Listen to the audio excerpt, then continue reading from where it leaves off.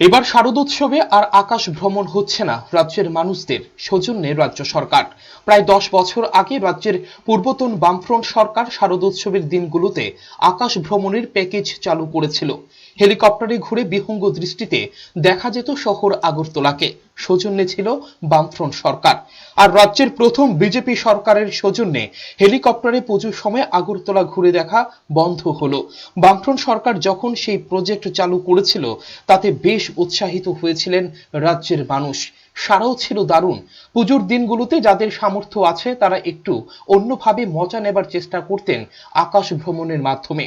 এবার রাজ্য সরকার প্রথমে ঘোষণা দিয়েও তা বন্ধ করে দিয়েছে, কারণ হেলিকপ্টার পাবার ক্ষেত্রে সমস্যা রয়েছে। কারণ পুজোর দিনগুলোতে মুখ্যমন্ত্রী বিপ্লব দেব সস্ত্রীক এবং স্বপার্ষদ হেলিকপ্টারে চড়ে রাজ্যের বিভিন্ন প্রান্তে যাচ্ছেন মণ্ডপের ফিতে কাটতে। এবং ফিতে কাটার পর 25 বছরে রাজ্যে যে কিছুই হয়নি সে কথা মনে করিয়ে দিতে মুখ্যমন্ত্রীর হেলিকপ্টার সফর বলে কথা। তাই এবার আর সাধারণ মানুষের হেলিকপ্টার চড়া হচ্ছে না শারদোৎসবের দিনগুলোতে। ব্যুরো রিপোর্ট, চ্যানেল 3 রাত।